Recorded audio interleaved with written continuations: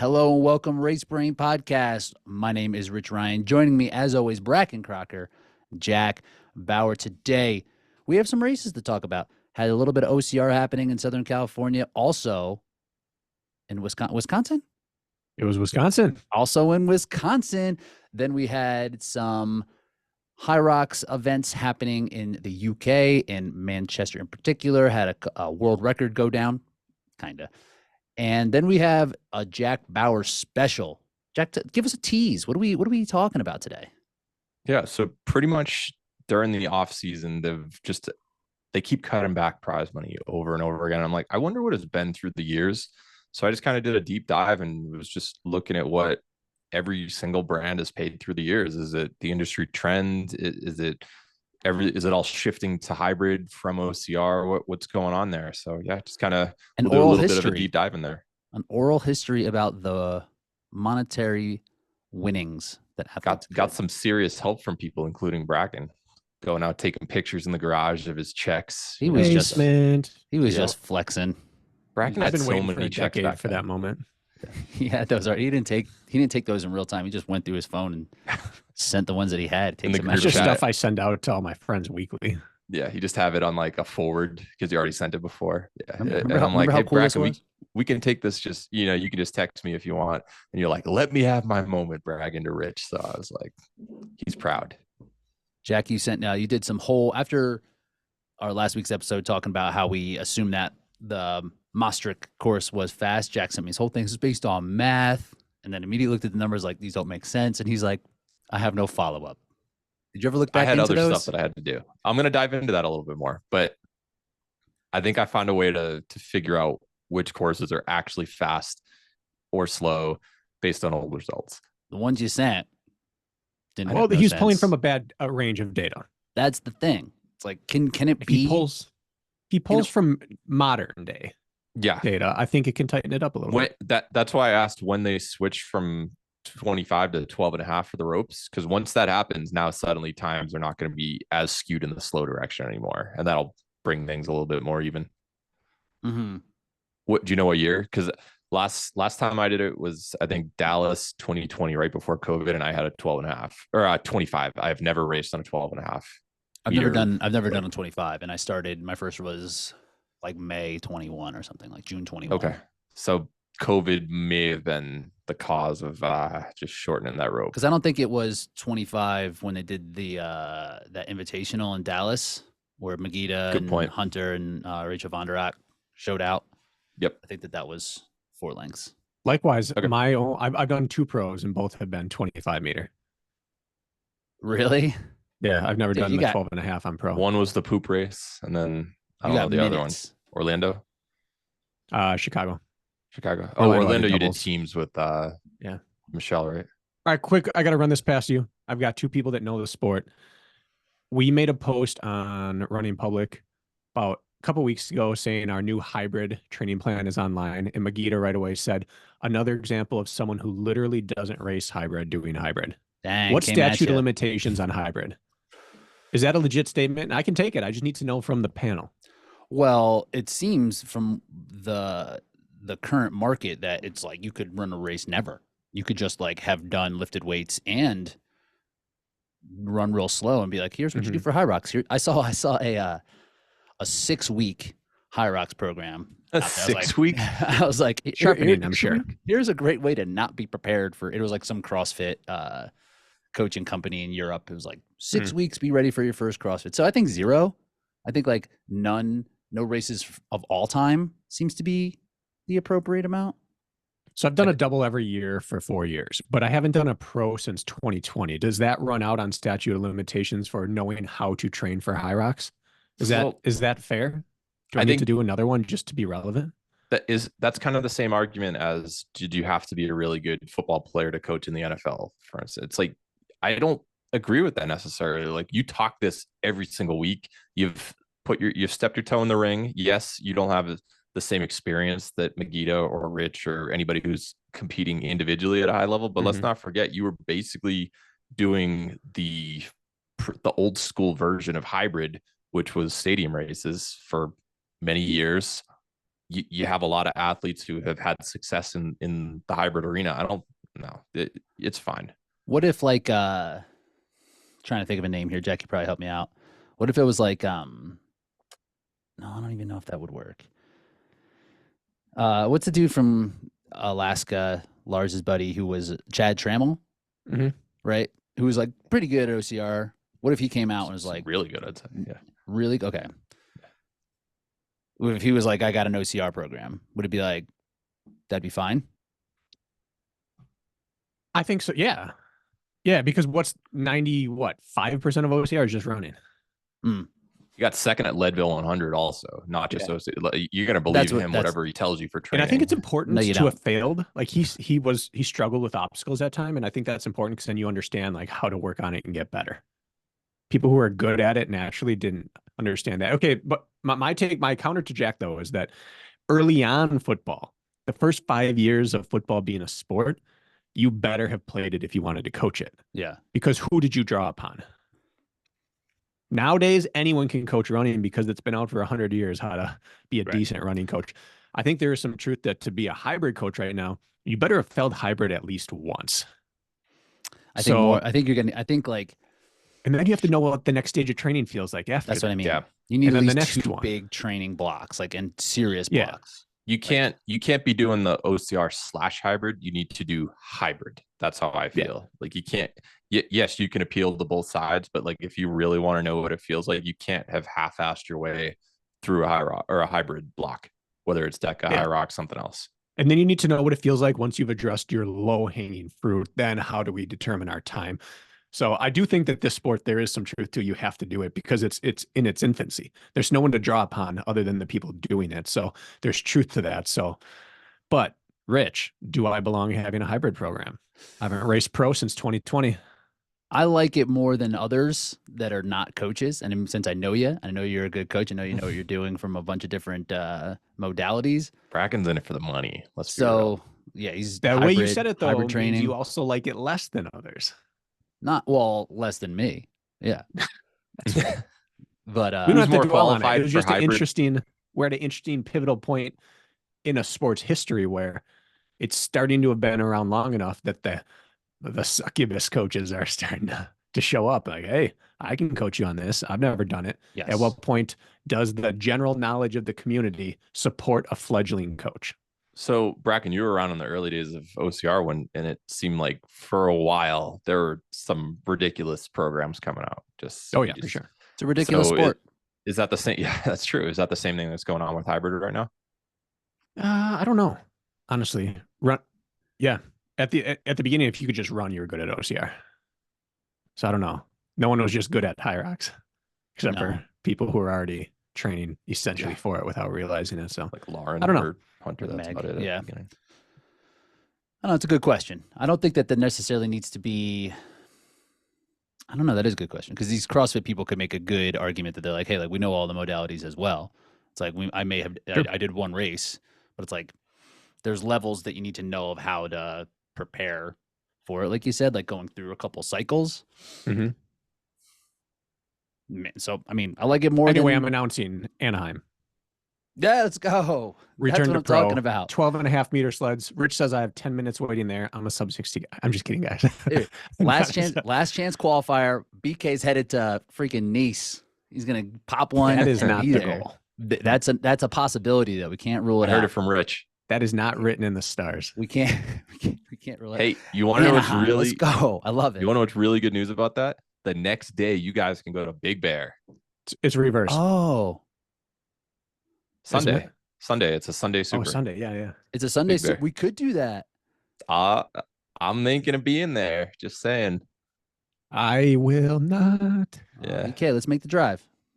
The only thing worse than an altitude OCR race would be the day after. You want to bring this full circle. Speaking of David Magida and running back-to-back Hyrox and Big Bear. Mm-hmm. He tried doing that as a rabbit after World Championships in Las Vegas.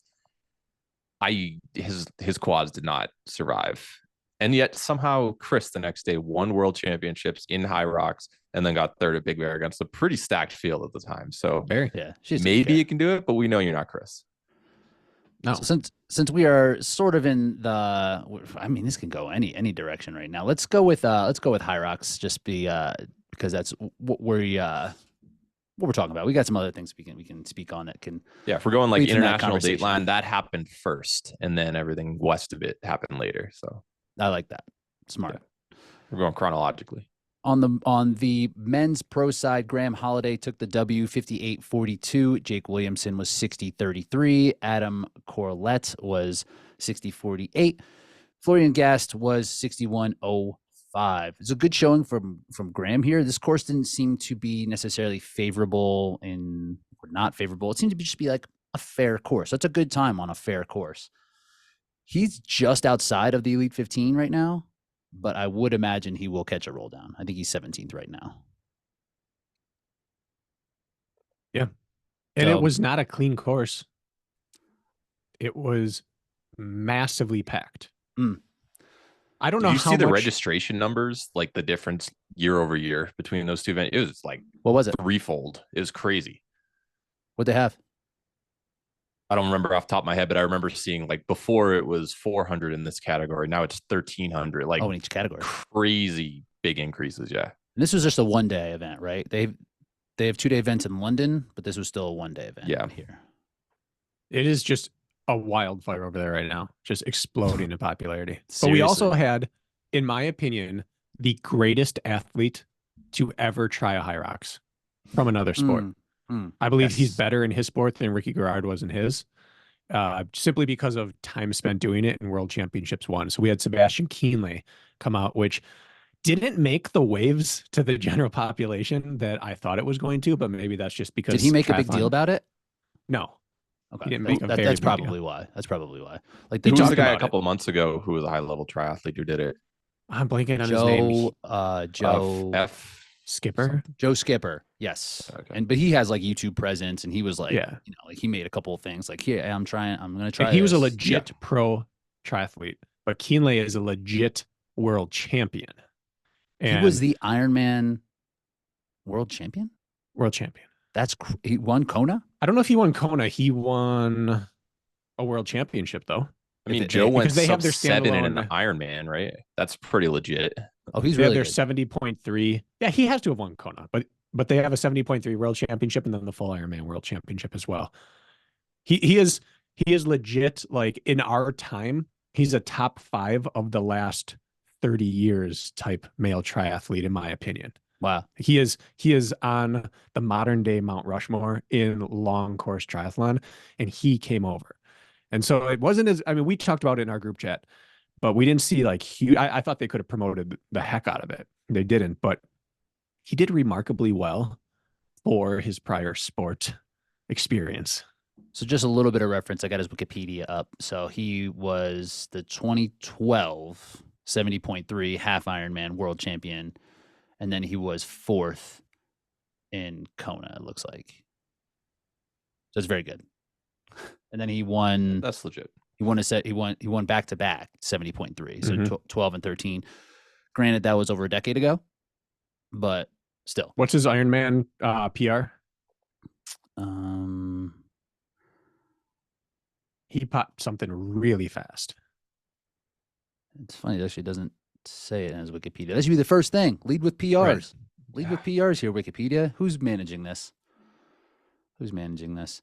A goal of 2024 for Wikipedia is to get the Okras up there. That's happening. That's gonna happen. Like that. Yeah. So anyways, legit world-class athlete. Yes. Endurance athlete in multiple modalities, not just running or biking, like really world-class at both and at combining them. And so I think he's the best engine that's ever approached our sport. Granted, past his prime, but fantastic to see that happen. So Bracken, say that you happen to be there. Would you have wanted him to know your name by the end of the race? Oh my goodness, I'll never live that down, and I love it.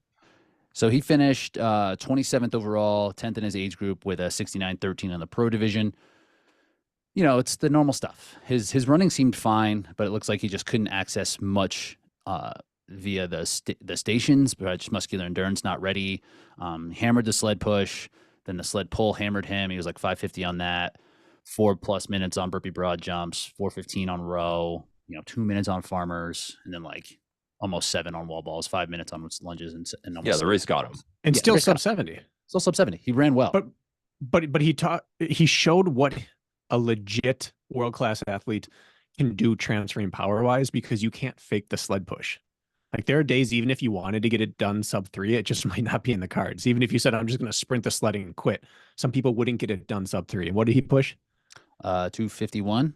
Yeah, that's like, that shows potential. Not that he might care at all, but for an undersized triathlete to come over and push 251 is pretty astounding to me. I mean, like, Dylan Scott does it. Like, anybody he's not now, the biggest guy. You can not his push first one. That's true. Yeah. That's a good point. No one's ever felt anything like a Hyrox sled in the sport of triathlon. They've never True. felt that weight before.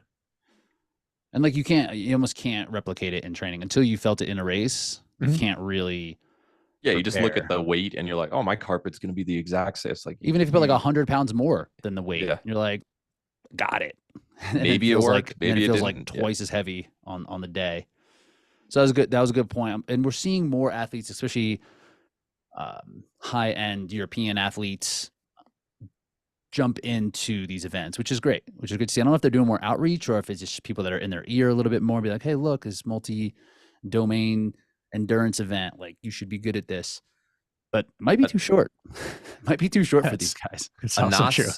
Speaking of high level runner, Anas 358 miler, he definitely is in touch with some pretty high level athletes. And he told me last year that there are some very high level runners who are interested in DECA and Hyrox, who are currently in college or in a pro running career, but they know about it. And when it's time, they're going to jump over.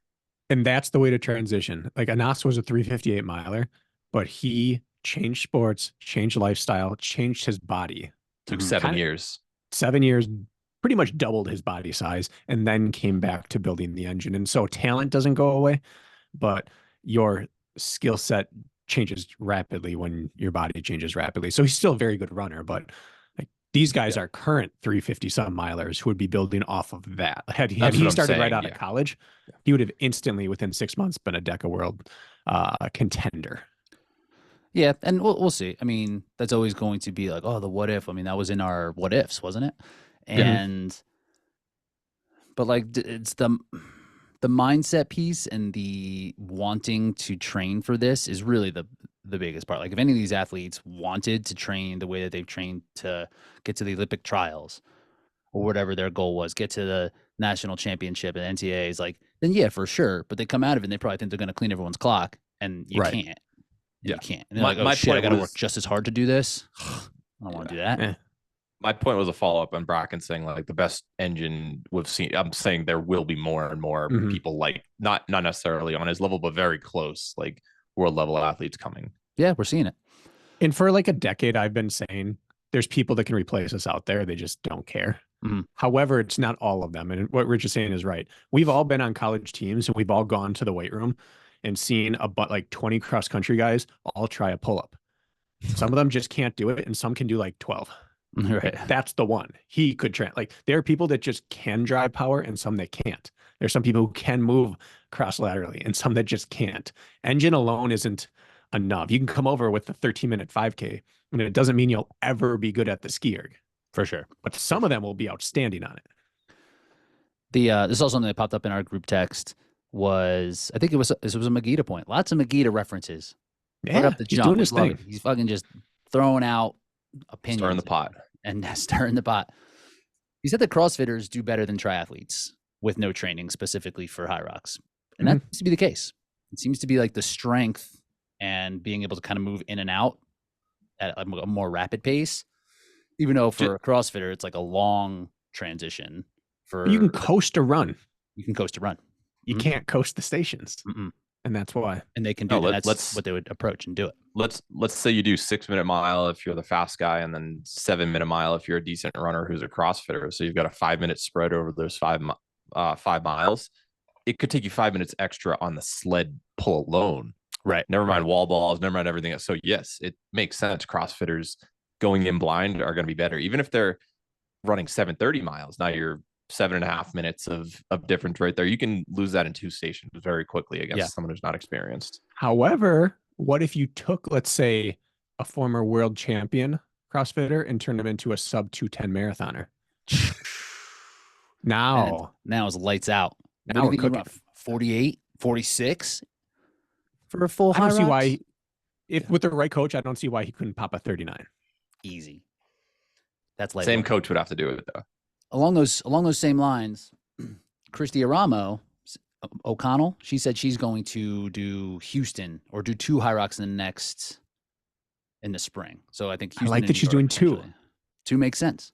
2 is, if you do 1, you might as well do 2. And this is kind of the formula. I was thinking on the men's side, like if we saw who would the best high-end CrossFitter would be at Hyrox, it's probably Ricky. Maybe some of these other guys, maybe like a Yella Hosta or a Jeff Adler or people who are like pretty good at the runs. But like Ricky is pretty good at all that stuff and can sit and suffer. And he was like, you saw Josh Wittrup from Germany, right? He gave it a go for a little while. I don't know. He was a games athlete a few times. And I think he was like 60, 61 Germany. But these big dudes, it's like hard for them to match the running. We're on the women's side, we see these athletes come in, maybe not as muscular as some of the men are comparatively, but Christy Ramos has run like 3:0 in the marathon. 3:04 PR. Yeah. Right. So you would think like, oh, someone that's the combo. which would be the equivalent of what for on the men's side? 235, 240? 235, yeah. Yeah. Right. And That's like great. Yeah, I'd say 240. No CrossFitter is running 240 in a marathon. Someone's running a 210. Yeah. Someone can run 210. Yeah, but no 240. No 240. No 240 though. Yeah, I would agree. It's not even close. So what's her debut going to be, basically? Is that what you're asking? Yeah, how do you think she's going to do? You know what I've gotten to the point of? Not even caring about debuts. Like, give me a 6-minute window and show me your front end to second half splits, and that's how I'll judge it. I want your second race. Because what's she going to do prior? Like, if she hooks up with Meg or someone is like, can I just like do a 3-week camp with you or 2-week camp or like a 4-day camp and then go home and run my training? Then she's probably going to debut close to 60, like 62 or 64 or something. But if she doesn't, she might run a 70 and it might be really positive. She does great for 4 stations and cracks. Who's going to be there that we are aware of on the women's side? In Houston? Like, is it going to be her pushing it on her own? Because this is kind of in between 2 majors. I imagine that most people are probably just going to want to stay in a training block, sharpen it rather than doing the Houston in the middle of it. I mean, you could see someone like Chris doing it, right? Like someone who like will just run it like for Alex.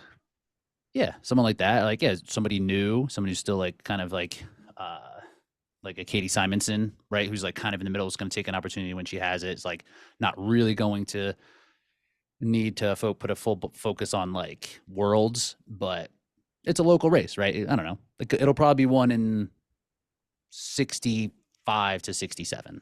Vivian lives in Austin, so maybe she could. Yeah, like Viv could jump in if she wanted to. Like, it would. She doesn't need to, because she'll have been doing DC and she could be qualified by then. But and no money. That's no money. If you put 500 on it, they'll all show up. Why not? Right. So there's probably not going to be a ton of competition. But I mean, I think that's probably better for someone's first time, so they don't get pulled out. I think between 65 and 67. I think someone pops a 64. My guy was 65. It's just like, it's the same thing as the high end collegiate athlete who put everything into getting to their goal. Like, she did that for years getting to the CrossFit Games. Like, you think she's going to be putting in the same type of effort that she put in to be the type of athlete that she has become for this Hyrox race? We saw Sam Briggs, who was known as probably the best runner in the female field at CrossFit Games for a while. Yeah, she got dead last. Yeah, we caught Briggs late. I know, but she was still a good runner at that time. But Christy Ramos, a retired CrossFitter. I also was answering the wrong question. I thought you were predicting the winning time in Houston. Oh, no. That would be a hell of a segment. Let's predict the winning times for the rest of the Hyrox races that haven't happened further. Well, we were talking about who might show up and what it might take to win. I was glancing at new shoes behind me. I'm distracted. Anyway, 65 to 70. Things. It's all positive. Yeah, it's just like, how much is she going to, if she wants to be good at this, I think she could. but is it just to get in front of a brand new sport and like help her brand? And like, a couple weeks later, there'll be a Hyrox program that she's selling. So like, conspiracy theory. What happens if they're like, oh crap, Christy's showing up. We got to make this a fast course. She goes up, just dominates. Now she's selling programs because she's the record holder. All this exposure, and everyone's sitting on the sidelines like, oh, there was a US course right in front of me that was super fast, and I decided not to go to it. It wouldn't matter for this year because it's after all the majors. Yeah, time-wise, you're doesn't right. matter. Okay, that would only help her for the last chance seed. And not yeah, right. Like, yeah. The good news is that between Hunter, Meg, Lauren, those type of athletes, the top end is so good in experience that no matter how fast the course was, a new person couldn't set the record because they just couldn't pace it correctly yet. Mm-hmm. They wouldn't have the new one, even if they had the engine to do it in like their second or third. Your first one, there's just so many pieces to get right without tipping. Right. To push we this saw as fast as Rylan- you possibly can without completely dying after. Right. Like, You just don't where know that your line Yeah. on 8 stations yet. Yeah, and we saw Rylan in LA. That was a pretty slow course. You were there, Rich. And then I think he did Valencia, Spain, because he was heading over to Europe for something for Trifecta. He did Houston. He did Houston. Yeah, and then 2 tough shots at it. He really had his breakthrough in Chicago. But I feel like he raced the same exact style every single time. It just experience helped, and he learned how to deal with it a little bit better. So maybe, give her 3-4 races, she could be a freak and just pop a really good race and get in that elite 15. But it'd be very impressive if she pulls it off in this first race. It's if she wants to. On the women's end over at Manchester, Kate Davey popped a really good one, 64.09. She's a good runner. There's a discrepancy with that time. I don't know what's going on with that time. Jade, not the seconds, like the 10. There's like her time shows up different places. We'll cover it in a minute. Jade Skillen had a great race, 64.45. Zara Pergiani was 70.06. Kind of a rough go for her on her end, but Kate Davey pushes her way into the Elite 15, I believe, or she's right outside of it. She's now 17th, bumps Chris back to 18th. Yeah, on this list, like 2 days ago, Kate Davey was listed as a 64.19, and I believe that's what the clock said when she finished. But now she's a 64.09. Yeah, and it moved and it jumped her from 20th to 17th. Like those 10 seconds. Couple roll downs, she's definitely benefiting as opposed to getting on the wrong side of it. You would imagine she's going to get in. I know, I'm not actually sure who's all coming, but there's going to be at least one roll down that I know of. Maybe 2. So it could be big. Could be big there. But that's a great race for her. She really popped one. She's been racing often, and seeing her really get a good time here and put her in that Elite 15 is solid. There seems to be about a 3.5 to 4 minute spread, men to women. Is how I kind of look at it. Like a 64.0 feels like a 58 mid for guys. We're like, that's legit. That's fast. And it's going to put you right on the edge. We just saw, what's his name? Graham run 58 mid and put him to 17th, right? Yeah, that's interesting because Graham was 5th at the Worlds last year. Yeah. I wouldn't necessarily it's not outside of the realm of possibility that Kate Davey would get that, but it would be a stretch. And Graham has like a 56 something PR from some race last year also, right? But I think the 5th at World is the more telling result. Yeah, I don't know how to draw lines from men to women yet in terms of times. Like if it's all kind of like if the top are just outliers and the rest are kind of filling in the middle. I'm not sure yet. Jack can run some numbers. They could be wrong. Then you could ignore it. You run some numbers. Yeah. I'll just This do it is with my not brain. intended to be a shot at anyone who's taken 5th place at World Championships. However, placing in the top 10 at Worlds, I don't believe means the same as running several fast times and vice versa. It shows that you can race a championship race, or maybe that you ran the smartest race. Like that 4th through 8th position can oftentimes be someone that was just running in the second pack and caught people who cracked, or someone that just popped that day. And sometimes that position has historically shown that it takes another half year before they pop another fast time like that. So I don't know what it means for Graham. Like he took 5th and he earned 5th best in the world that day. But if you run that race again this year, is he the odds-on favorite for 5th or not? I'm not entirely sure, but someone who takes third that year, people will vote heavily for them to be top 3 again the next year. That mid-range position, there's just so much shuffling that happens that it's hard to say what it means. And Rich, you did it, and Dylan's done near that, and David. Like, we've had a bunch of people do it who are obviously really, really good at the sport, but I'm not ever sure what a championship like 4th through 8th means. And just Graham's race, he did kind of put himself in the lead pack and just kind of hung on. Yes, he kind of did. like what Paleo did in Chicago. So like that race, it wasn't necessarily like he could have finished. He wasn't too far behind Kent, really. No. But to me, looking at the World Championships over the way that if this progresses the way that if it continues to create the fields that it's created in the past, this like system, it might not be all the right guys. Like I know I'm saying that because I wasn't in the race last year, so I'm like, well, I wasn't there, so couldn't be all the right guys. But people are going to get left out, and then the men's side from 5th to 30th seems to be a crapshoot. Yep. You know, so it's just a matter of who's in the race, kind of. But all that to say, he took care of business, won his race, ran a time that should be able to roll him down in, and I'm happy for him for that. His roll down time is going to be from. That's true. 10 months ago. Yeah. But still, like if he caught that, whatever, he's probably But he proves he has fitness now. Yeah, he's in as good a form that he would be in. Want to talk about doubles? Who else? Or you mentioned Zara was behind Kate Davey. I was just wondering who. Yeah, and that's quite a few minutes off of her PR. Because she's raced in one of the majors so far, or maybe both of them. She was just outside. I think she finished 6th or 7th at Stockholm, so she had a good race there. So she's like one of the next people that would be able to qualify at a major. Like if it was like who else could qualify here, it'd be like Camilla, Alina, Zara, probably. All right, doubles. This is the debut of the pro doubles. Question: is this a category of race that we needed here at Hyrox? You guys know where I stand.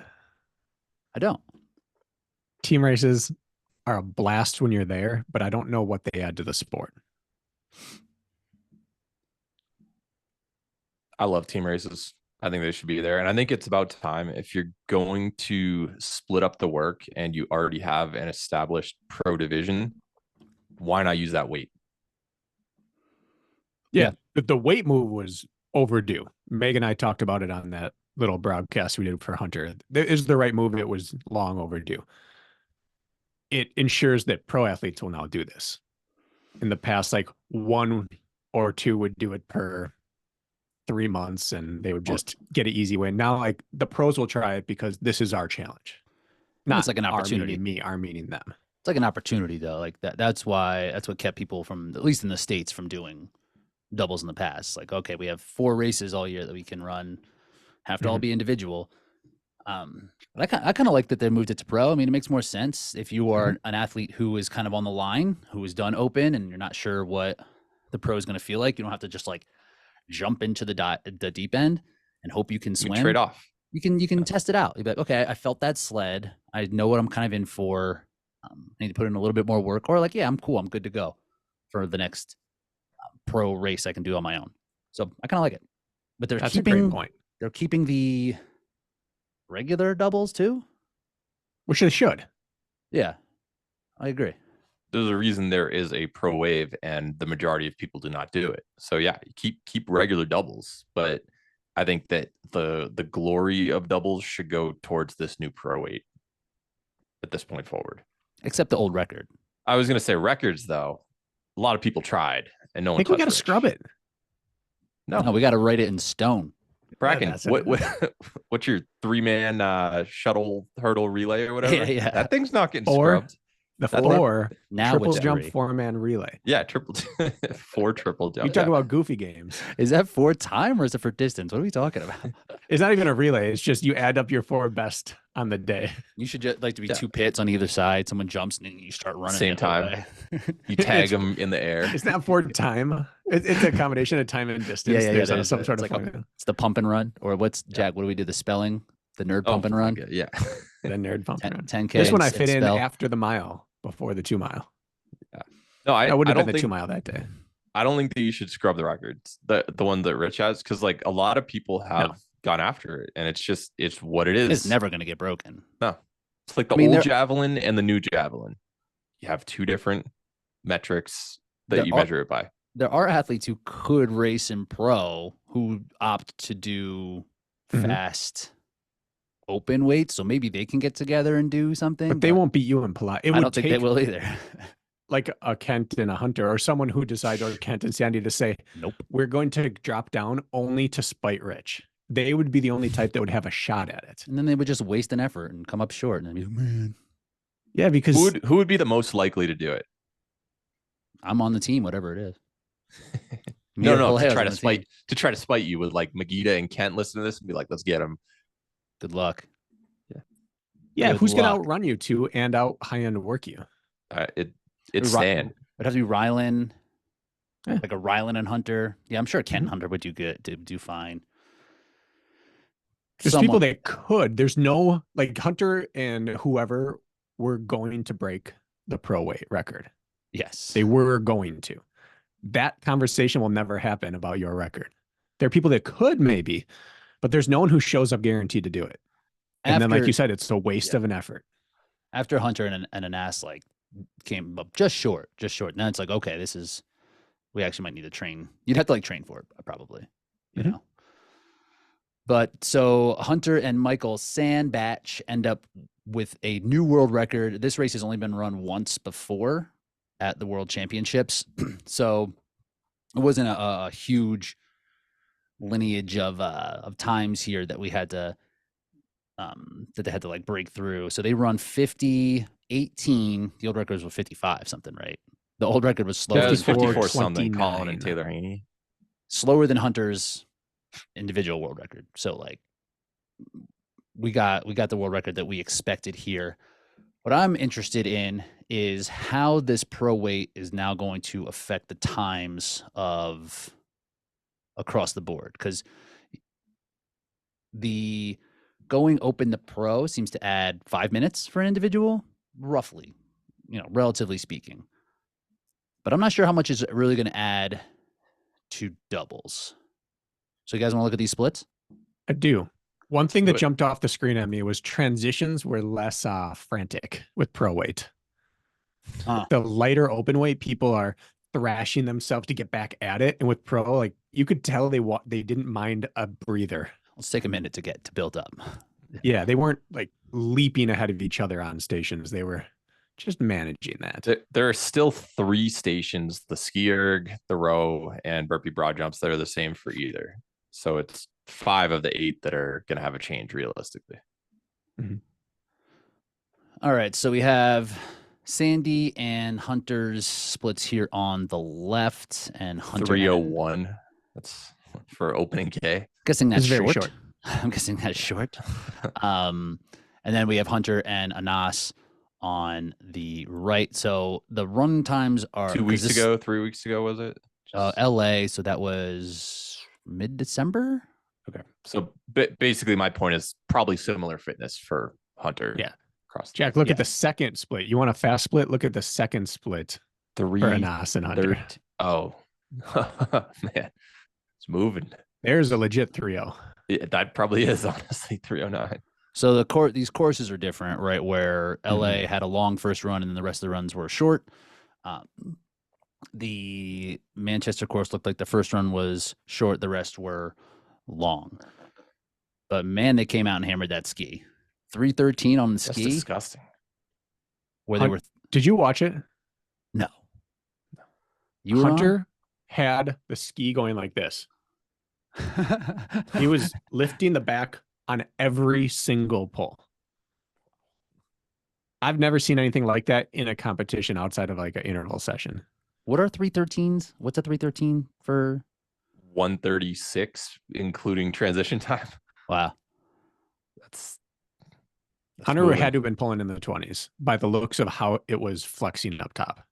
So they went after it for that first part. Totally worth it in the first 6 minutes. Right. There's sled push. And these runs, it's unfortunate. These aren't going to line up almost at all. What's the total run time plus transitions for each of them? Luckily, we don't have They that don't for even have it. Manchester. All right, Great. I'll get that time calculator. Get that I time just need to see him on the calculator left. out. From sled push, the pro weight added 18 seconds. Sled pull, it added quite a bit. Yeah, you can't hand over hand the same way. Were they That's doing where it? it really gets you. And they were doing it like how they would do individual, walk in the back. Yeah. Fast, but yes. 28, Whereas they just 25. ranked in LA. 28-25 run split for Hunter and Michael this past weekend. 28-25. Counting rocks? They don't have a rock zone split there, so so baked in. Only adding their 301, So 330, no, yeah, that would be 333. without. Well, do you want to add up their stations real quick? Yeah. Just keep talking. I'll figure it No out. problem. The fast forwards. Tell me more. The burpee broad jumps, about the same. I was surprised how fast they were actually on this. I was looking at plyo in my splits, and that was about 10 seconds faster than what we did, which I thought was crazy. And then the row. Although we have to say it, Hunter won't like me saying this, but he knows I love him. They were not held to any sort of form standards. The Hunter they were able to slide their hands forward. And Sandy got to do it significantly. Really? He may have put it forward more than Hunter. So that I think was a big factor because they were able to go faster than in LA, just form wise. I'm just going to throw this out there. When I did the relay, I smoked that time solo. Okay. World record. Me. The row is very fast. They're good on the ergs. Because this kind of is where it was falling apart for them, I think, for Anas and Hunter. But they must have been taking their time on the runs, or at least pulling it back a little bit. Sandy had a big second half. In the first half, Hunter was gapping him on runs. And interestingly, Sandy finished most of the stations. Really? Yeah. And I asked them about it afterwards, and I don't think Hunter could hear me well, and he answered a different question. But he's like, shut up, in nerd. the second half, yeah, Sandy was right on his shoulder on every run. And then Hunter said, and on the stream, Sandy's cadence was high on the rower. And Hunter afterwards, he said, Mike got on there, and he wouldn't have said Michael. Probably said Michelle got on there, and he said, and he was pulling in the 20s right off the bat, and no one has ever done that but me, and that's when I knew. So Sandy went after the row. Nice, yeah, because that's a fast split. Farmers is just about as fast. They didn't lose much time there. 3 seconds difference, and like you figure, if you're just doing 100 meters even with the heavyweights, it might not change it that much. Lunges were exactly the same. And then wall balls were like crazy. The same too. So if you want their splits, they were 50-18 for their total. Is that correct? 50-18, yes, I believe. Yes. Okay. So that means they had a 309 rock zone because they had 1844 for the workout zones, 2825 for the runs, and then 309 for the rock zone. So it did slow their running quite a bit. Yeah. So 2825 plus 309. So you're 3134 for your total run time, including the rock zones. So 3134. And it looks like Anas and Hunter were 3011. So like 90 seconds difference. The other thing we never know is that this was partial grid, partial not. We don't know what the total distance is on those type of courses. What was partial grid? Like they were gridded, but they weren't on the grid for burpees or lunges or farmer's carry. Like a regular course, though? Yeah. Yeah. So they were grid for part of it and not grid for others. What? What do you mean? It's like the machines look like they were right on the side of the grid. It was like a compact normal structure. Like the normal race compacted together, but then lunges and farmer's carry were off a ways. Okay. So not like Chicago, but like no combination between Chicago and a normal non-grid course. Okay, gotcha. So we don't know what the total. They shoot for a rough total, but we don't know what the total was. They're okay about getting it like fairly close, you know. So yeah, 90 seconds difference on just the run. You said, Jack? With rock zone? Okay. Yeah. So that's interesting because, I mean, these stations, they clearly went after the stations really hard. But I guess we'll see how it like when these really high end doubles teams do take on the pro weights, seeing how that changes things. Because these two might just be two of the best at the stations, and they're like, let's just dump it out and see what we got on the runs. Because they had one that fell apart. It looks like after Farmer's Carry, it kind of fell apart on them. And yeah, lunges. that's interesting. And that last run was long, probably. Yeah. Okay. So I've got a question for you guys. I'm looking at the, time of day, all that on the left side, on the right side of the left side. So basically the Michael and Hunter split. So if you look at rocks in 301, that means they went over this timing mat on their run at 301, and then it took 4 seconds to go from that timing mat to what? To the start, to the mat Sled with the timing skier. mat. But there's no mat necessarily at each ski. It's just like entering the ski When you zone. get to the station. When you get to the station. But then they're 312. What does that stand for? Oh, it only took them 1 second to get out of the station. So they ran to the farthest one. And then they were, And so then that what's means between what's the 21 stand for then? how long it took them to get out from the skier Back onto the course? to the course. But I guess what I'm saying is like 312, 313 is probably just a rounding error for what their workout result is on the left. Like, is that 312 what would be on the display, or would it be slightly faster? That's between between the two mats. Between the in mat. So like what they skied was actually faster than this. That's okay. That's what I just want to make sure. So they were probably like 305 or something like that. Well, yeah, I mean, yeah, if it took them 5 seconds, so yeah, they're closer to. Yeah, it's probably 5 seconds. I wonder what the average is, because sometimes that can factor in. This is something Mogita, our guy, third mention, he brought this up like the first time he raced in London, and he's like, dude, the course is so massive that it took like 10 seconds to get into a ski zone, then all the way to where you needed to go. So that is something that also factors into these courses and the times that I think that I'm not sure they account for. They might, but so if it's a shorter zone, right? Like say it's like one is like to just have it all on the north side of the convention hall, and they just have one long stretch of ski ergs, and the other is like there's north and south, so it's tighter, same amount of ski ergs, but the zones are smaller. saving that time. Yeah, I don't know if they account for that. What would you do then? That was kind of my point on this. Like, are we ever going to be able to get duplicates unless they make those specifically? Yeah, because we already know there are enough issues there, but it's like, what did those splits actually reveal? We're doing this breakdown, but it's like at the end of the day, the layout, you just might have a long zone in between there that's not really being accounted for. That's where the template comes in, a roundabout template. Put that roundabout, put it in there, Jack. Roundabout. So world record on their end. Congrats to them. It's gonna be fun to see other athletes kind of go after this. Have a high level women's team. Have they gone after it yet? I don't believe this was the only opportunity. This has been the only opportunity. Well, Worlds, right? Worlds last year, and I don't know who won that. Let's look that up. Actually, yeah, that's kind of what I wasn't sure about. So this is Sam Bilby is a very strong athlete. She did something one time where it was like she broke the open record and then jumped into a pro race like the next weekend and like ran like 65 or something. Like she's like very good, but I think she's in the 40 to 49 group right there. Jeez. Yeah, but they take the average. I don't know what that means, but she's in somewhere 40 plus, so she's very good, and 59 is a pretty good time. Yep. Mm-hmm. Let's see if we find this for what won the world championships last year. Doubles, women. Look at me cooking. I'm cooking. It's automatic. Oh, that's a good team. So yeah, wow. Miriam came back and raced. That's true. So how fast were? Didn't she hobble off the course day one?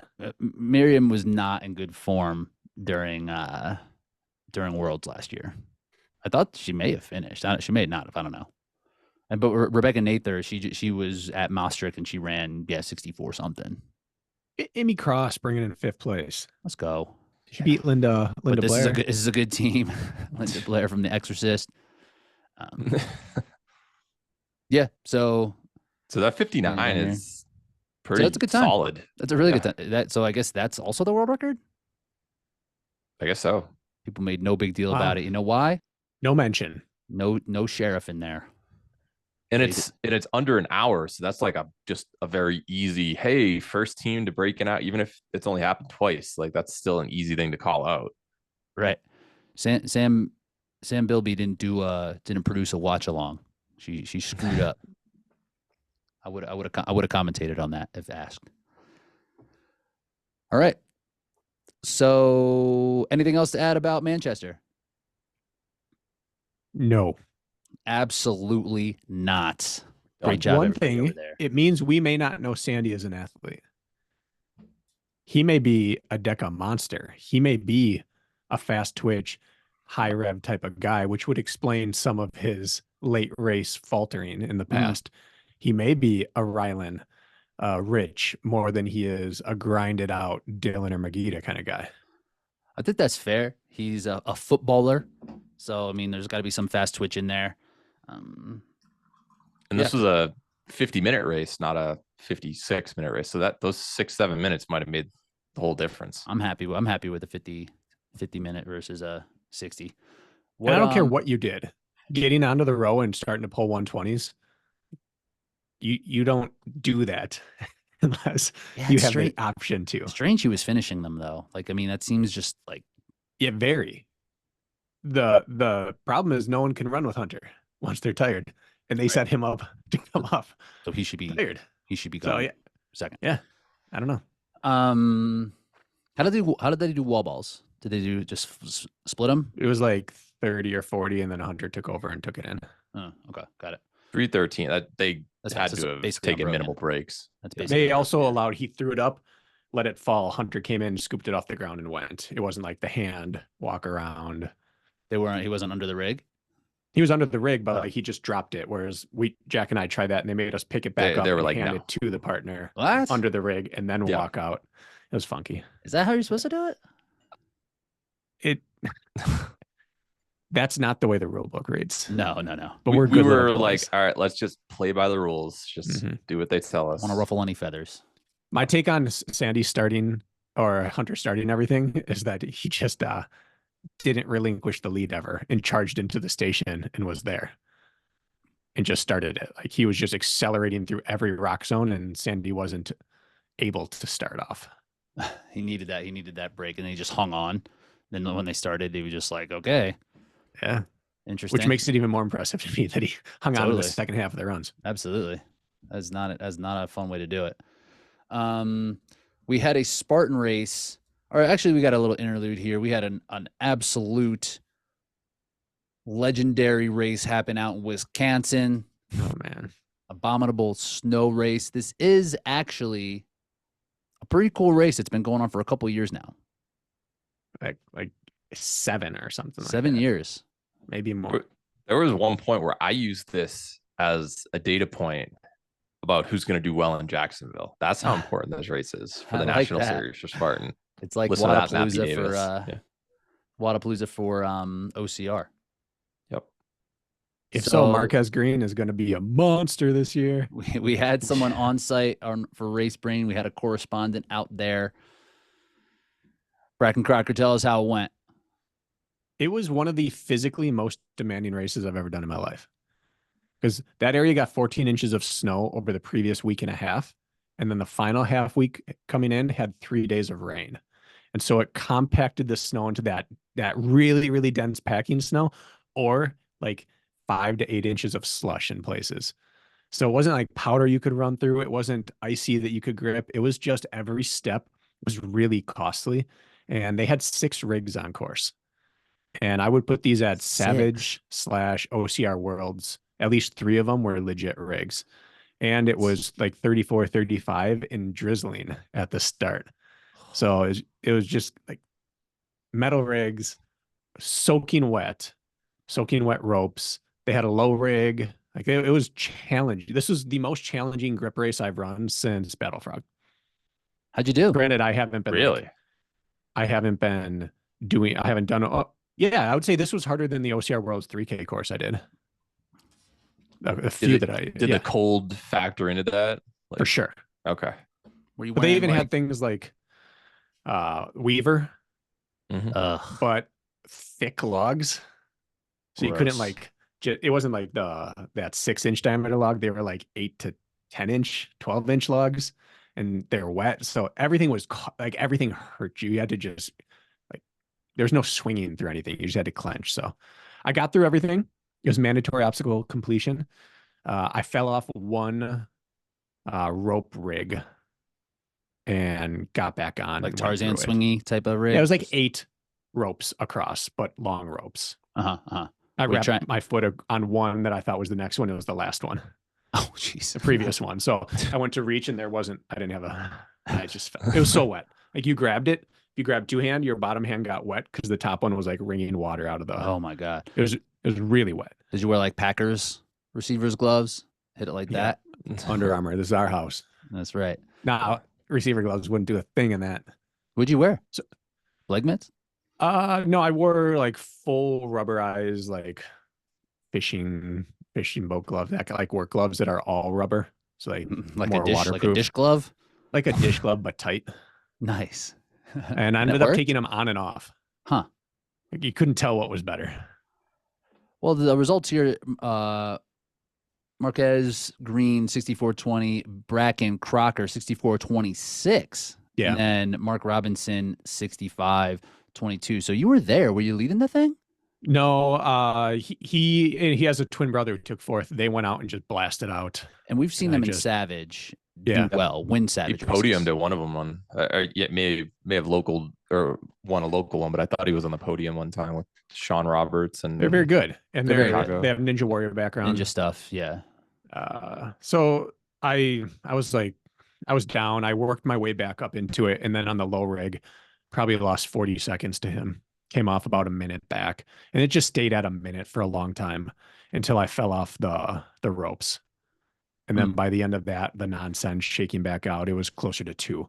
And then he got lost off course. Nah, no, he didn't. He came out of the woods behind me. So maybe you got lost. and he had been like thrashing around in deep snow. We were in a ravine area, so he was going up and down like 12 inches of slush ravine, just wearing himself out. So he came out, and I was like, "Listen, there's less than a mile to go. You had a 2-minute lead, probably. Like you're good." And he's like, and so we ran and talked the last mile, and then on the last obstacle, just kind of like he moved ahead and went across the line, but he had me handily beat. Okay. They're What would you have badgers done in that too, you know? situation if he fell off that last one and you're just like Take the standing there W. like, I would oh, have crossed crap. then, because then it's Okay, like W. he lost Yeah. 2 minutes, he gave it back, whatever. Yeah. On the women's But side, that kind of Sarah- stuff has happened before to everyone. Like something weird happens, and you just like you Yeah. understand when you've lost and when you Like, haven't. You Still earned not it. bad. Still pretty solid. No, Pretty happy I with was happy to get through all the rigs. I don't do Right? any grip training other than like weighted pull-ups. Were you 90? And again, it was cold, it was wet. I had no ability to swing. My traps and lats are so sore from just like it was crush grip the whole way through. Yeah. God, that sounds so miserable. Good for you for That was signing my up. That's first low something- rig. That's something. Low rig too.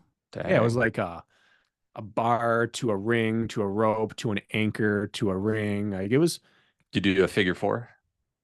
no, because I couldn't grip hard enough to do a figure 4. Okay. Because your hands aren't, you're like hands and knees trying to crawl up some of the hills in the snow. So my hands were numb-ish. So it was really disconcerting to have to do really challenging obstacles, which generally aren't my jam, with really cold, wet hands. So I was truly thrilled just to get through every obstacle. On the women's side, Sarah Tucker took the W. Vivian Tran was second. Darcy Bates third. So this is a good turnout for the women's side too. I mean, Sarah Tucker has been a player for the past year and a half. She was, I think, 6th at WTM. She had a really good showing there. And Vivian she won her age group She was last at year Worlds. Yeah. by a ton. So these are good athletes who showed up for this, who are not from Wisconsin. Which is kind of cool. Marquette, shoemate showed up. Oh, for real? Oh yeah. Yep. Let's Yeah, met go. him in the parking lot That's awesome. after I got Good done guy. How'd he hitting do? up the Porta John. I'm not sure. I Good left place to early meet because I had to someone. get home. Mira had a basketball game, and prior to that, I was doing Hunter's little broadcast, and so I left early and proceeded to lose the transmission in our vehicle. It stopped functioning like 2 miles later. The So I ended up van? being there for hours. Yeah, in the van. Just No. within like 2 miles, it went from, something feels weird to it's not moving on the side of the road. Damn. So it wasn't That's a great. tough. I got Bad day. beat and then I lost my vehicle. Yeah, it's a a hard bad it's a hard Saturday. But I've done that race five times now. This was head and shoulders above the rest in terms of like production values. They've taken it up a notch with obstacles and everything. They did a really good job. Snow every year? No. Oh. 2 of the years they got a big melt beforehand. Oh, gotcha. It's either been like a foot plus or none. Let's move along. BK, congrats. Podium streak. Does You're this count? back. No. Not a Spartans podium. Dude's been smoking it though. Last 2 races, first and second. Yeah, Logan wasn't there, so I couldn't dig deep, First, second, and second. If you count the The Chicago Mhm. doubles. 1.5. He got first, 1.5, and second. Like, I don't know Just what that kidding. means. 1.5. oh no, like we finished first, but Oh, yeah. actually finished second. Yeah, which is Oh, a yeah. fantastic transition because sending off waves at different times is what happened in SoCal Spartan. Jack is a professional here. Let's You know that was good. go. Yeah, Double echo in your ears. Here we not go. anymore. 10 minutes later. Yes, so this is the first Spartan race that we've had in 2024. In the U.S. In the There've been 3 in US. Europe already. Did they have the same rules? Yeah, they're doing the competitive style thing. But the thing about the 3 in so the US, it was in SoCal, bare, just very, very dry. The other 3 are winter races where they're held on ski resorts, which they used to have Greek Peak in New York in the US. Since then, they don't have any in the winter. I would love to run one of those type of races. It's a shame that they don't Abominable exist Snow anymore. Race. We just talked about. You didn't one. want it with Brian Gowiski and Greek Peak back in the day. Josh Reed Well, would that's be why out I there asked too. Bracken, was there snow every year? And he said only half the years. So you can guarantee it's More going than to be half. at a ski resort. Okay. 60% of the years. That's right. 60% of the time it works Ah. every time. Yeah. So could someone explain what the differences are in terms of the starting corrals for Spartan this season from years past? In theory, what the announcement is that there's no assigned age group times anymore. It's just all competitive, but the first race is still the pro wave. But all the others count as part of the same like roll down age group podium type deal. But you can win out of the second heat, right? But apparently you can win out of the second heat, which Anthony Kunkel did. On the And then I was hearing Saturday. rumors that on Sunday people were waiting for wave 2 in order to try to chase down wave 1. What? It made it seem like there was a That's- decision you could make, like you had an option. So I'm unsure how they're actually implementing. I'm trying to find their post where they went into detail about it because they have like 5 different waves that they allow you in. And I thought it was more of a mandatory, like, here's what you're going to be. That's so That's what I opposite. thought you were. That's Yeah. so opposite of what it used to be, right? People would pay to get into that first heat. Yeah. Right. All Yeah, it's that makes showing is that sense. people are still trying to game the system to try to walk home with. But a it's all. trophy a little But it's bit. also not very organized. It's kinda how Again, it this sounded is to all me. hearsay. That's what I kind of heard something similar. It was kind of like, well, my heat was here, but a bunch of people were just jumping in the other one, and I don't know. Okay, so right here it says heat seating. There are 5 pace groups. So you have a pro band, and then pace groups 1 through 5, and then open races after that. So in theory, you will have 6 competitive heats, and those are likely the ones that are getting lumped together in the results. The pro band, in the racers who have earned a pro band in the past will have priority access to the front of the start line. All other racers will be seated into pace groups 1 to 5 based on projected finish time, which I'm assuming you fill in on your own when you sign up for a race. Yeah. And then Okay, pace yeah. groups are released in groups of 20 to 30 on a rolling basis until all competitive racers are on the course approximately 7 o'clock to 7:30 a.m. on race day. So that's what it sounds like. And it didn't seem like there was too much structure for groups 2, 3, 4, 5. I imagine most people are going to, if you're faster, you've run enough court races, you probably want to be in groups 1 or 2 realistically, just so you don't get to that bottleneck if you're trying to go for a podium.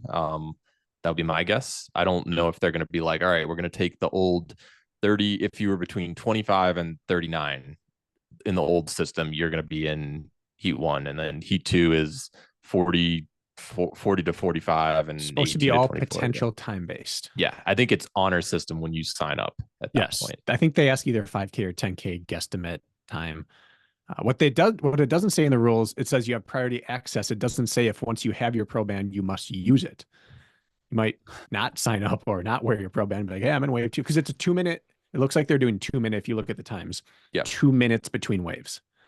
In a beast or a super, that might be a really fun, stress-free way of racing. Once you get to the bigger races, like I don't see Kempson or some of those guys like saying, hey, you want to hang out and do it? No, they're all going to line up at the start, and then everyone else is going to want to as well. Mm-hmm.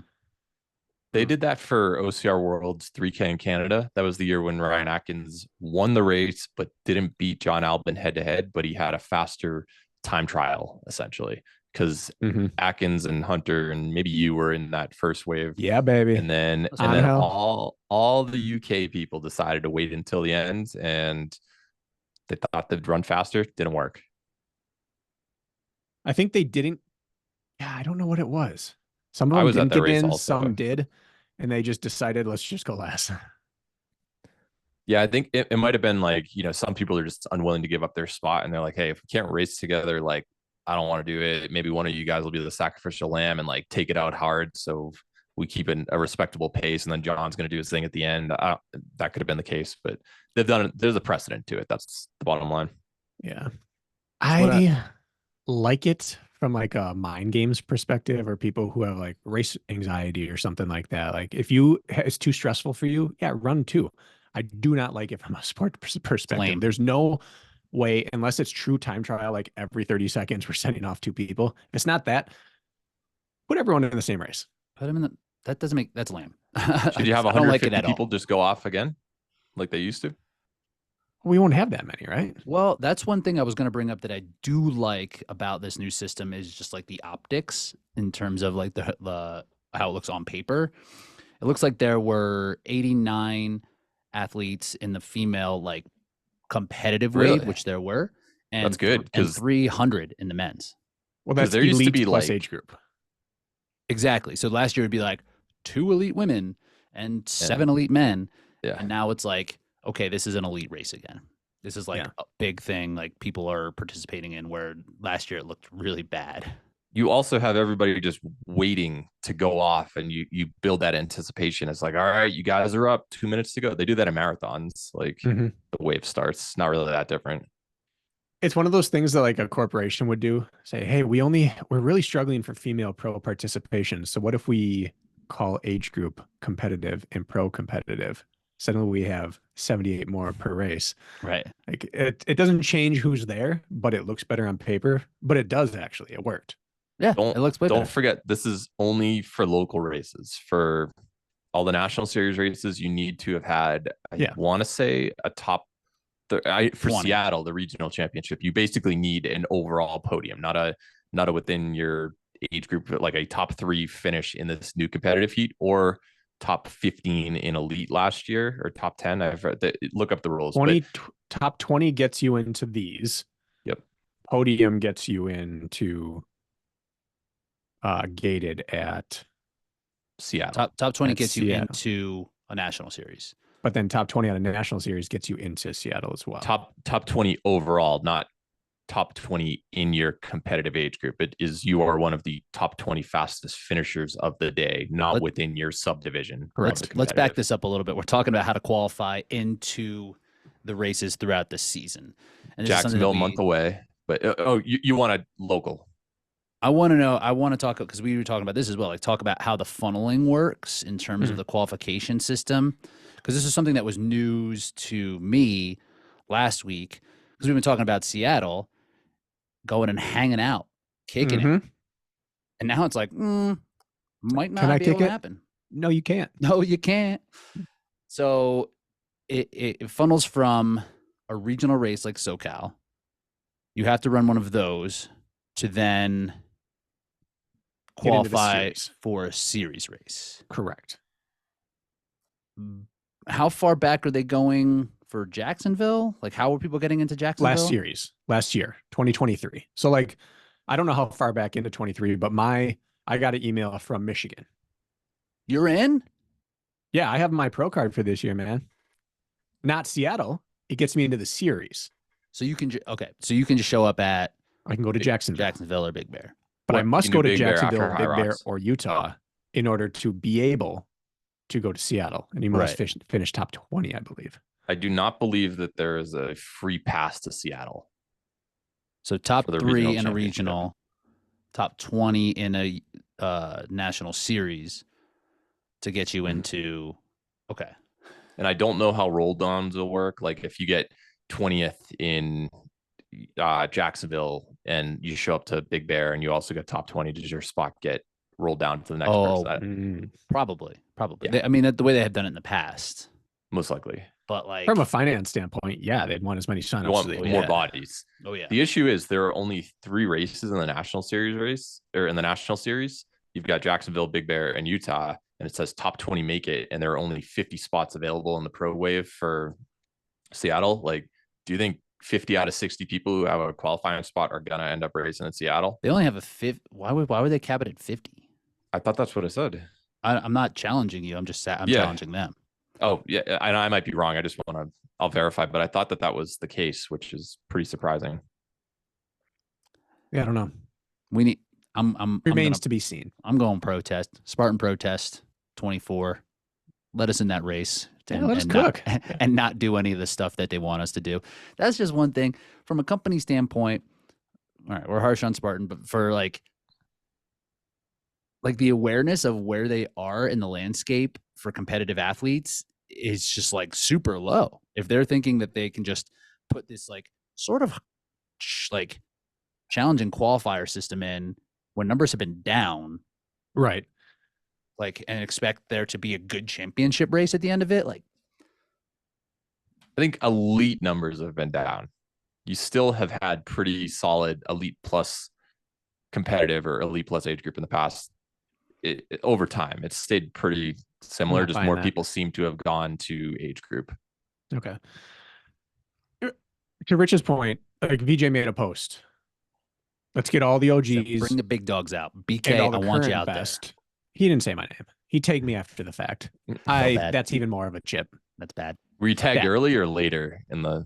I don't know. I wasn't spoken. My name wasn't spoken, which means he wasn't tagged. He was like he was added in like with all the hashtags and like at Bracken Crocker. Yeah, it did at B. He was trying to do someone else. He's there's Bracken. A day and a half later. You know what? It's easier to hit enter than delete all those letters. Let him have this. But of the names he mentioned, let's say Woods, Hobie, Killian, myself, not that I'm in that class, but the people that aren't really doing Spartan Elite or Pro anymore, or whatever you want to call it, what are we more likely to do? Show up to Seattle because it's a cool thing and it's a one-off, or go do a qualifier in order to go hang out in Seattle? Like, that's going to remove most of us. Like, I would do Seattle. Great. Woods would probably do it. Hobie might, Killian might. We don't want to go find a qualifier early and then go out. If we do go to one, like, our decision was already made, but adding a barrier to entry, I don't think helps the pro field. And like, you'd have to do one race that won't pay. You'd have to do another race that will pay very little. Like, what are the national series races? 1,500, 1,005? What is it for? Nothing. National series year race? end. Remember they said stay tuned for prize money, and then you don't win any money at Jacksonville. None. Only series payout and North American champs. So you got to run 2 races for no money, travel to them, to then. Oh, they have to do 2. Yes, they have to do 2. There we go. What? I'm happy about that. I'm happy about that. What did you do? What did you possibly? That was this one. That was the peace sign. That's apparently balloons. Yes, I could go do 1, but Woods would have to do 2. I would have to do 2. You'd have to do 2. Okay, I'm on Zendesk, so I know where my 50 number came from. So racers can qualify for the Pro Championship heat at a given tier for the following criteria: national series race, top 3 in competitive at any race in 2024, or have a top 15 elite finish in 2023. So I'm assuming January 1st, 2023, all of last year. If you ran elite and you were top 15, you're good. You're into the national series. Or if you you can compete in Jacksonville, Big Bear, or Utah in the pro wave. And there's a bolded thing: qualification is not required for the age group championship heat. So if you want to run age group or competitive, I guess I think they're going to have age group at the national series races, but they're going to have competitive, which is combined everything at your local ones. Yes. But anyway, so that's national series races. Then regional championship, which is Seattle that we're talking about, and same thing with Europe, where Jack, I actually can around the world. Yeah, I do still believe that it's the same gated system. It's just an added elite or pro at the North American series. I don't think they're doing age group waves. What? They should. I could be very wrong on that, but the way I wrote it is that there's not.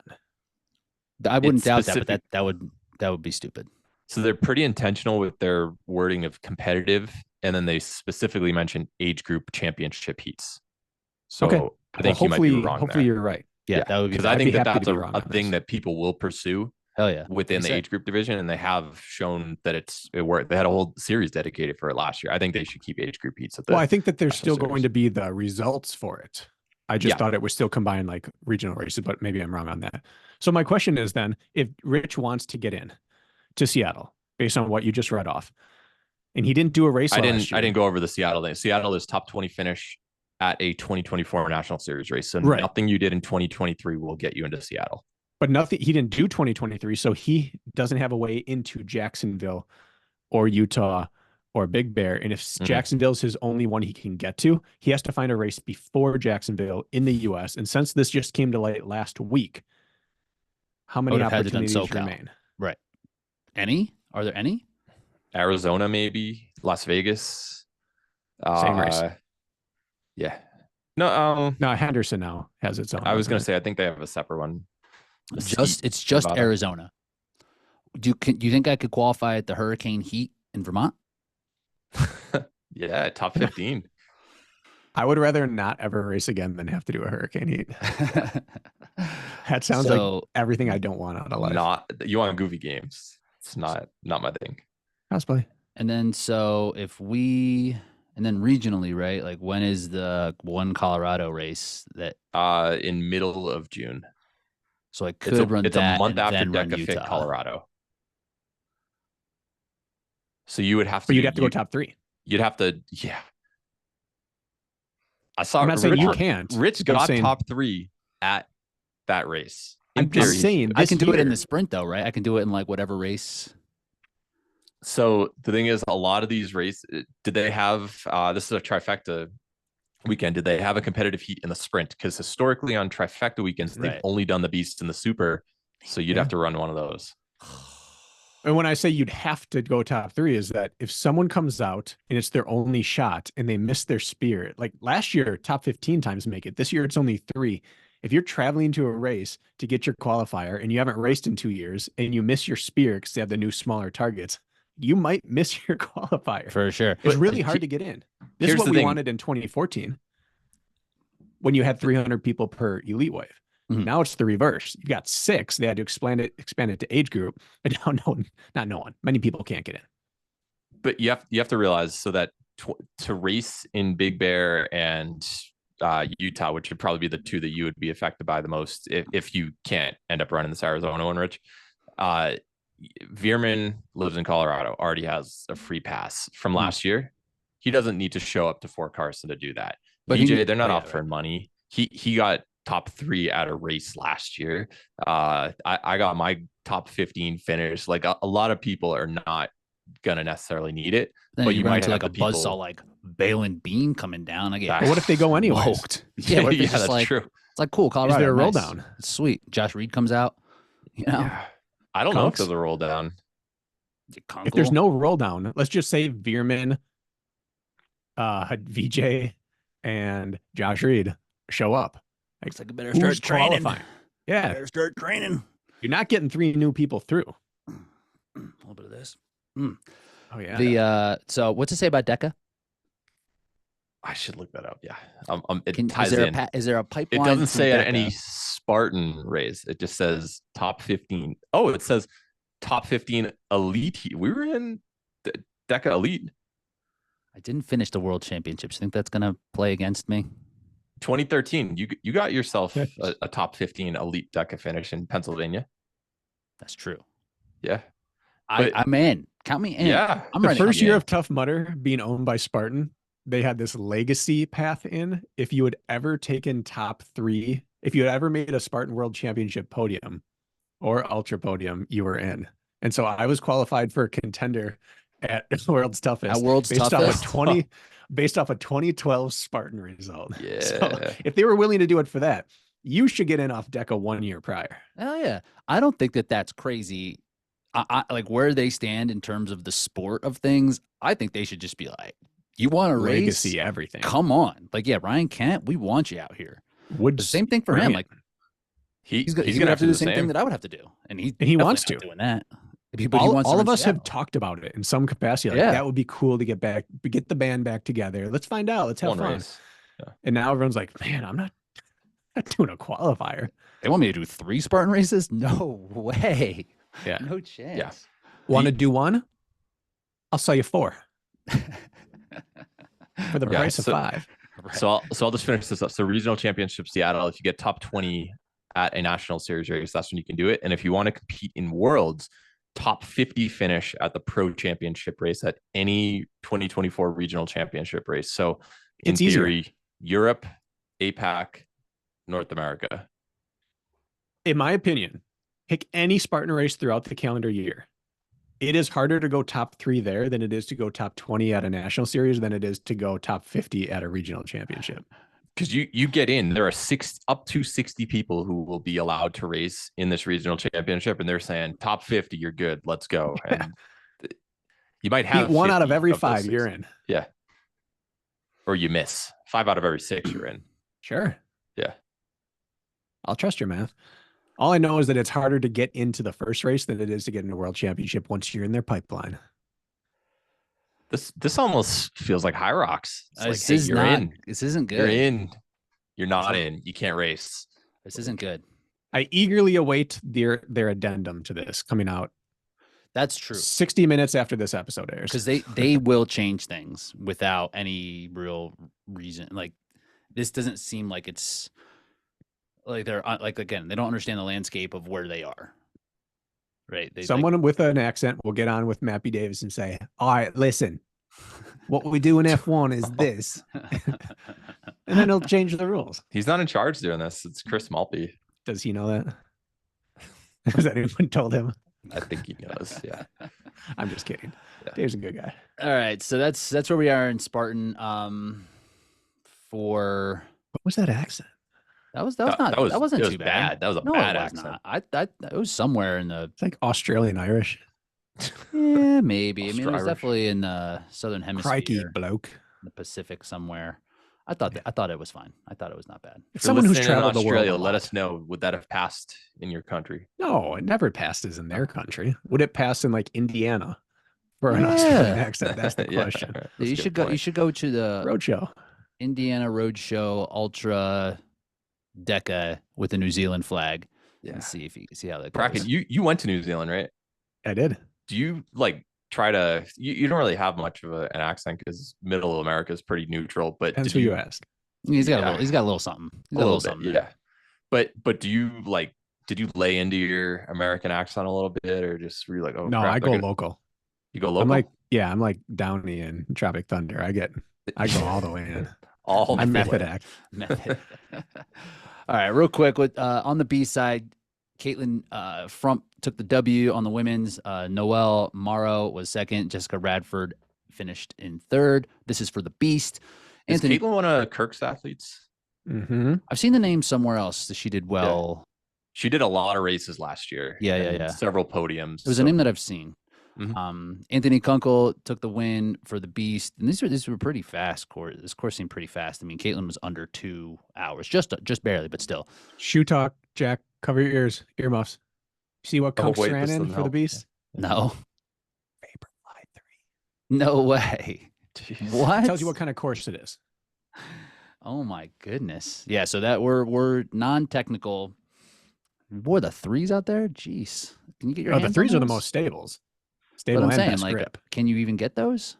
Are those ones that sold out? The Alpha Flies you basically can't get right now, right? You can't get Alpha, no. You can get Vapors though. Yeah, you can find Vapors. You can find Vapors. I mean, right now on Nike, you can get like size 14. Right. Jack's got that. I think the full price ones you can still get in decent sizes. Andrew Chapman took second, and Eddie Sanchez in third. This is for the Beast on Eddie Sanchez is typically an athlete who I think he's in 44, 45 years old. So basically he got overall podium and won't take first in the 40 to 45. So does that count toward your? He'll be able to race pro. Yeah. Because of this. If he wants he can still, but this is a race that doesn't really mean anything. So he can still, doesn't really, By what we said last year, he's now disqualified from age group ever again this year. So Eddie, I'm sorry. Should have thought it through before doing well. Shouldn't be so good. Yeah, stop crushing it. On the Super, we saw Natalie Miano out there taking the win for the Super. Caitlin Frump ended in second, and Jessica Radford was third. Good to see Natalie, healthy-ish. Exactly. I don't know how healthy, which is why I say ish, but she's running. Enough to win. 2-minute win over Caitlin, who won the Beast the day before. And you said this is the Super, Rich? Yes. So there was no sprint competitive like we were thinking because it's a trifecta weekend. There is results. Like Anthony Kunkel is the first one on the sprint. Okay. What's it labeled? They can just change this. For whatever it needs to be. We never addressed that. Hold on, I'm not done with that. I'm not done with the results. Yeah, Nick Moultrie wins the Super. John Howard the third, ended up second, and Orlando Lopez in third. Ethan Brown down here fourth. Anthony Kunkel fifth. Pretty competitive heat for this Saturday, for the Sunday Super. Yeah. Is there addressing? Do we need to address? Well, back when we did the ranking of Mount Rushmore and everything, and people's placing in the Okras for the season, one of my big arguments is that because the Beast in Abu Dhabi was not a world championship label on their website or in their social media, that it did not weigh into my considerations for Atkins as overall athlete of the year or for his world championship title haul. And then we received a very informative, impassioned message from a listener who has a role in Spartan and stated that internally it was always considered a world championship and we shouldn't think any differently, and that the verbiage would be changed. And by the end of the weekend, the results on their live tracking had changed from Beast to World Championship Beast, making Ryan Atkins the first retroactive winner of a world championship in the history of our sport. I wonder if outside of the DHEA year. That's true. But he didn't win. That was a team race they were DQ'd from. Right. Okay. They won the team race. So I'm low in that too. Spartan Totem Pole has now shifted again, and we might have to give out the first retroactive male athlete of the year, Okra, to Ryan Atkins because he won 2 world titles in the same weekend now. Same weekend. No, VJ won. VJ won though. He got third. Oh, that's right. Yeah. I just always assume he wins at least one. I forgot that guy. And he did. I'm hoping he won a world title. I wonder if I can get in the back end of these results and change the 2021 Sunday Super at West Virginia to also a North American Championship, and then World I could be the Championship. No, because that was the North American Championship. Okay, yeah. I would be okay with when you won North American. Yeah, you got first there. Yeah, let's just change it. Yeah. So I'm on their website right now, and it says Super. If you click Super or Beast, you drop down there are 4 drop downs, and then a 5th one appears, and it says category, and you can see competitive open. If you do that for the sprint, which they had a Sunday and a Saturday sprint, there's no category to choose from. So my gut is that it's just open, standalone open. Yeah. And so to any viewer that I confused, Ryan Atkins did win a world championship, and Spartan does consider the Beast in Abu Dhabi a world championship, like any other world championship. Not recognized by RaceBrain, which matters. Jack recognizes it. Rich is podcasting under protest. This whole thing, Spartan Protest 24, it's going to make as big of a difference as the first Spartan Protest did. We caused COVID. So, good luck. You brought please don't do that again. You brought the entire industry of live events to its knees. To their knees. You guys should have got a scimitar above their head. They should have gave you what you asked for. Those travel stipends, not worth it. Yeah. You guys don't have any ROI All right. We're going to show you. All right, bud.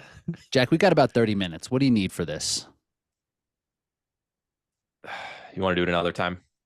Do we need some expansive? Well, I wanted to talk about like I have some numbers pulled up on like what people have made through the years and comparing like the highest earners across the years, but also like which events how money's changed over time. I just think we're gonna like really be glossing over it, and I did spend a decent chunk of time on it. Let's push it. Because next week, this weekend we have a Hyrox event in Italy, but then next week we're gonna want to draft for Vienna, right? Next week, right? It is February. Yeah. The week before. Yeah. I would say if we can do a half episode or something like that, then sure, we're good. Yeah. Just 20, 30 minutes is a little short. Careful for us. That's like 0 minutes. Zero. That's one big inhale. Unless you want to just talk about races and then we can dive into the athletes next time.